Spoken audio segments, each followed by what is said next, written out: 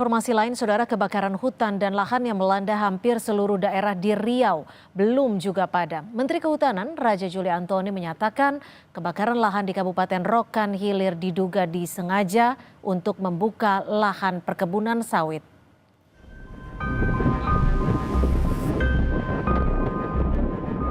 Menteri Kehutanan Raja Juli Antoni meninjau lokasi kebakaran hutan dan lahan di Rokan Hilir Riau, Rabu 23 Juli 2025. Dari pantauan udara, tampak ratusan hektar lahan gambut di Kecamatan Pujut dan Bangko Pusako masih terbakar. Menteri Kehutanan menyatakan kebakaran di Rokan Hilir diduga sengaja untuk membuka perkebunan kelapa sawit.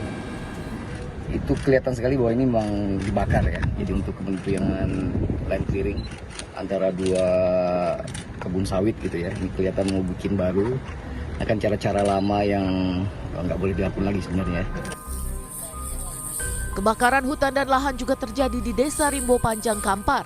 Tim Satgas Gabungan Manggala Agni, BPBD, TNI dan Polri berjibaku memadamkan api. Pekatnya asap dan minimnya sumber air menyulitkan pemadaman. Luas lahan yang terbakar diperkirakan mencapai 8 hektar. Jadi asap itu mengepul. Jadi kami harus melakukan pendekatan yang dekat atau yang di kepala api. Jadi biar apinya tidak meluas. Arah angin berubah-ubah ya? Ya, arah angin yang tidak beraturan gitu ya, berubah-ubah. Paparan asap akibat karhutla di Provinsi Riau berdampak pada kesehatan warga. Jumlah pasien infeksi saluran pernafasan akut atau ISPA meningkat. Di Puskesmas Sidomulyo Pekanbaru misalnya, jumlah pasien ISPA mencapai 11 orang dalam 3 hari terakhir. Mereka mengeluh batuk, flu dan sesak napas. Penglihatan saya di laporan memang untuk minggu ini dari hari Senin sampai hari Rabu ini udah hampir 11 orang Pak yang terdiagnosa penyakit ISPA.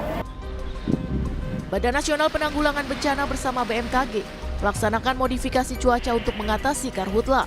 Petugas menyemai garam di wilayah paling terdampak yaitu Indragiri Hulu, Indragiri Hilir, Kuantan Singingi, Rokan Hulu, Rokan Hilir, Dumai dan Kampar.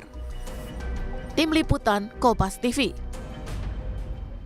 Setelah jeda di Sapa Indonesia Malam, saudara, Timnas U23 bakal menghadapi Thailand di semifinal Piala AFF 2025.